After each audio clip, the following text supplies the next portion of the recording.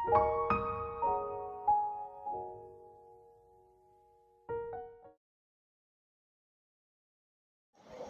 Everyone, welcome to my YouTube channel the soulful diary. आज के video में हम बात करेंगे W.B. ईट्स की पोम ईस्टर 1916 के बारे में। W.B. ईट्स के बारे में हम पहले एक वीडियो में डिस्कस कर चुके हैं, जिसका लिंक डिस्क्रिप्शन में है। चलिए आज के वीडियो में हम ईस्टर 1916 के बारे में बात करते हैं। पोम को इन डेप्थ जानने से पहले जान लेते हैं उसके कुछ फीचर्स। ईस्टर 1916 जो है एक रिफ्लेक्शन है on the events surrounding the Easter rising, N armed insurrection that began in Dublin on Easter Monday, April 24, 1916. A small number of labor leaders and political revolutionaries occupied government buildings and factories, proclaiming a new independent Irish republic. At this time in history, Ireland was under British rule. After the rising, the leaders were executed by firing squad. W.B. Yeats ने उनको death के बारे में 16 dead man में लिखा है। इसमें poet ने अपने एक्सपीरियंस के बारे में बताया है। As he passed through the streets before the rising, they were just ordinary people who worked in shops and offices. He remembers his childhood friend Constance Markiewicz, who is that woman, the Irish language teacher Patrick Pearce, who kept a school called St. Enda, the poet Thomas MacDonald, helper and friend to Pearce, and even Yeats' own rival in love, John McBride, a drunken, vainglorious lout. After reflecting on the rebels' constancy of purpose, as if their hearts were enchanted to a stone, the poet wonders whether the rebellion was worth it. The poem ends on a note of ambivalence and futility, reflecting Yeats' own reluctance to engage in political debate. जो pome है 4 stanzas में divided है, जो symbolize कर रहा है month of April, the 4th month of a year. It is known for its famous refrain, "All changed, changed at early, a terrible beauty is born." 1. I have met them at close of day, coming with vivid faces, from counter or desk among grey 18th century houses. I have passed with a nod of the head, or polite meaningless words, or have lingered a while and said polite meaningless words. जो first stanza है वो Dublin को describe कर रहा है, जहाँ revolutionaries रहते थे और काम करते थे। Dublin was known for its 18th century houses, rows of connected and identical 4-story brick homes, each doorway made distinctive by fan-light windows. Yeats himself lived in one such house at 82 Marion Square. इस stanza में ज़्यादा कुछ नहीं होता है, बस poet and revolutionaries exchanged pleasantries on the street or talked at the club. The club was a traditional gentleman's social meeting place, open to members only. It was part of a fashionable English upper class tradition, and the revolutionaries were not members. Yeats admits that he belittled the earnest rebels to his companions at the club. One should also take note of the language Yeats chose to use in these lines. His writing is commonly associated with flowery language and very traditionally poetic sounding verses. The lines are simplified just as his speeches to these revolutionaries. There are certain phrases such as mocking tale or a gib, which also speaks to the poet's tone towards the subjects. These words in particular are intentionally strange and are meant to make people question why they are being used. From the lines, it is clear that the speaker had complicated relationship with the rising and those who participated. Stanza 1 continued, and thought before I had done of a mocking tale or a gib, to please a companion around the fire at the club, being certain that they and I but lived where motley is worn, all changed, changed utterly, a terrible beauty is born.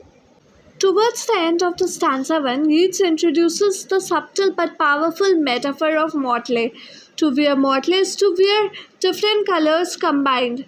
The people of Dublin could be said to be a motley group in 1960. They were Catholic and Protestant, Irish in spirit but English in terms of citizenship, poor and rich. Poet ने मेटोनिम use की है और the creation of a relationship between an object and something closely related to it. In this case, Yeats' beliefs about the clothes and their silly multicolored designs are transferred to the lives of those wearing them. The River Liffey divides Dublin. Many of the rebels worked on the poorer north side of the city. Court jesters also traditionally wore motley, and poet is likely referring to the tradition of the stage Irishman, a comic figure in English plays, usually portrayed as being drunk. The poet thought the rebels were like those ridiculous jesters once mocked their dreams. This one word encapsulates the social, political, and cultural situation of Dublin in 1916. Stanza ends with a refrain that will mark all the stanzas of the poem, the oxymoron. A terrible beauty is born. Terrible and beauty are opposite sentiments and speak about the concept of the sublime in which horror and beauty can exist simultaneously. It is usually experienced from afar. This could be said for Yeats' perspective on the Rising. The Easter Rising was terrible because of its violence and loss of life, but the beauty was in the dream of independence, a winged horse of romantic imagination. Stanza 2. That woman's days were spent in ignorant goodwill, her nights in argument, until her voice grew shrill. What voice more sweet than hers? When young and beautiful, she wrote to harriers. This man had kept a school and rode a winged horse. This other, his helper and friend, was coming into his force. He might have won fame in the end. इस stanza में poet ने rebels के बारे में बताया है through their social roles. Their names will be listed directly in the fourth and final stanza of the poem. जिसे poet ने मेंशन किया है वो सब हिस्टोरिकल फिगर्स है. He remembers Constance Markievicz, one of the leaders of the Easter uprising. She is known to have designed the citizen army uniform. He states that she was sweeter before arguing for Irish independence. This is seen through the second instance of metronym, in which her shrill voice is compared to her femininity. She used to ride horses and hunt rabbits, but then she gets involved via her husband in the Rising. Yeats also speaks on Patrick Pearse, a poet and another leader of the uprising. He mentions this name as riding our winged horse. This is a reference to the Pegasus, which represented poets in Greek mythology. The other who Yeats mentions now is Thomas MacDonagh. He was also a poet but was excited before he could write anything. Lasting, Yeats hoped this young man would become a great name in literature. Stanza 2 continued. So sensitive his nature seemed, so daring, sweet his thought. This other man I have dreamt, a drunken, vainglorious lout. He had done most bitter wrong to some who are near my heart, yet I number him in the song. He too has resigned his part in the casual comedy. He too has been changed in his turn, transformed utterly. A terrible beauty is born. Next, let's move on to John McBride. He is described as a drunken, vainglorious lout or hick. McBride was married to Maud Gonne, a woman Yeats was deeply in love with throughout his life. John McBride was accused of physically abusing her. Maud Gonne, Yeats clearly hated John McBride. He states that he must add him into the narrative as he too died fighting. The casual comedy may refer to the idea of Dublin being a stage, as in the famous line from As You Like It by William Shakespeare, all the world is a stage and all men and women merely players. In the 19th century, domestic comedies were plays about ordinary middle class life and family concerns. Yeats and McBride had been fighting for the love of the beautiful actress and revolutionary Maud Gonne, whom Yeats adored but whom McBride married. Stanza 3. Hearts with one purpose alone, through summer and winter seem enchanted to a stone, to trouble the living stream, the horse that comes from the road, the rider, the birds that range from cloud to tumbling cloud, minute by minute they change. It introduced pastoral metaphor. The rebels have hardened their hearts against the English and are focused on one purpose: armed rebellion. The hearts of these rebels are compared to a stone that troubles the stream of history. Not only are the hearts representative of the entire person, but they are also referred to as stones. They are immovable, dedicated to one purpose. It is at this point that each changes his tone towards the rebels. They are garnering respect they didn't have before. Stanza 3 continued. A shadow of cloud on the stream changes minute by minute. A horse hoof slides on the brim, and a horse splashes within it. The long-legged moor hens dive, and hence to moor cocks call. Minutes by minute they live, the stones in the midst of all. In order to emphasize the unchanging nature of the rebels, Yeats goes through a variety of images. He speaks on the raging reefs and the tumbling clouds. These things that do change, they contrast the rebel's heart. Stanza 4. Too long a sacrifice can make a stone of the heart. Oh, when may it suffice?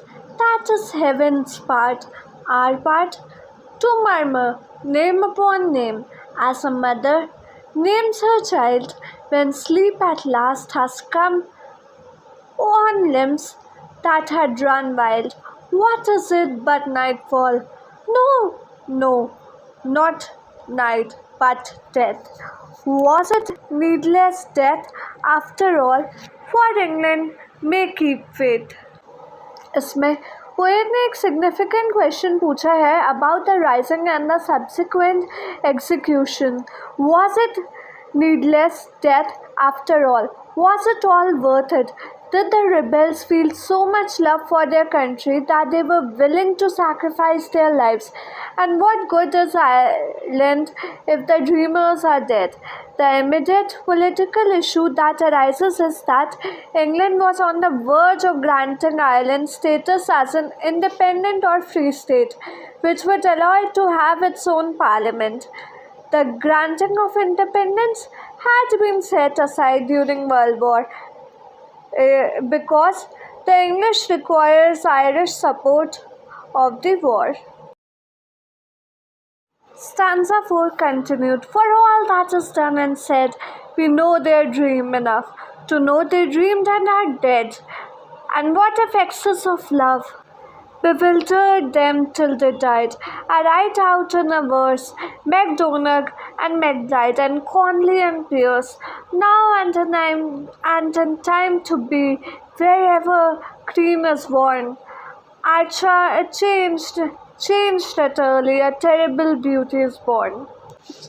जो second stanza है उसमें Yeats ने idea introduce किया है the song. In stanza 4 he developed the idea more fully.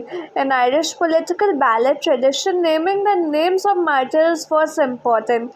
Yeats follows the tradition by listing Patrick Pearse, Thomas MacDonagh and John McBride. He also includes James Conley at this point, the Labour leader. Green is the traditional color associated with Ireland, the Emerald Isles. It is also the color of the original Irish flag. At the end of Easter 1916, Yeats reconciles himself to the fact that Wherever green is born, people will remember the sacrifices of the rebels of 1916. Poetic devices, metaphor and similes. Our winged horse refers to a mythical horse, Pegasus, and is a metaphor for the art of poetry. Everyday life is compared to a casual comedy in the poem through a metaphor.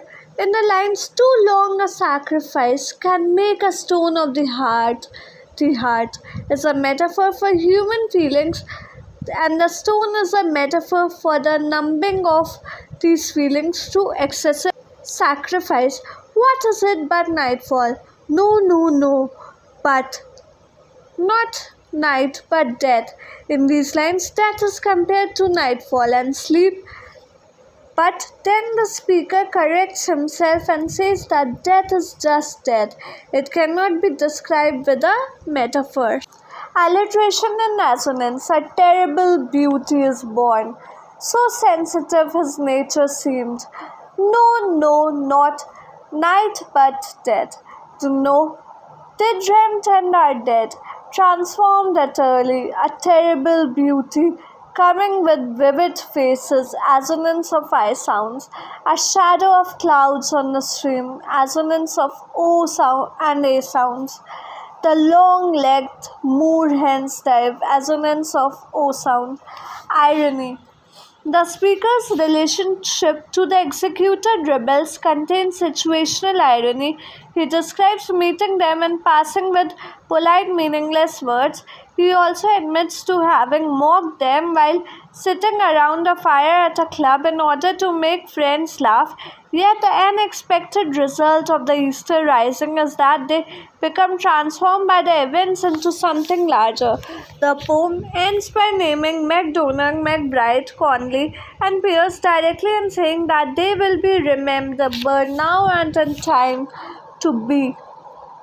In this way, the poem moves from everyday trivial encounters to matters of deep historical importance.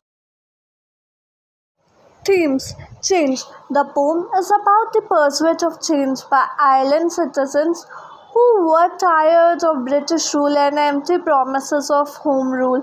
Bravery. The poem celebrates the bravery of the patriots who sacrificed their lives for their country, even though Yeats didn't always agree with their political ideologies. Sacrifice. The poem discusses the sacrifices the patriots made to stand up for their beliefs. Yeats suggests that sacrificing oneself for a cause can be too much of a burden.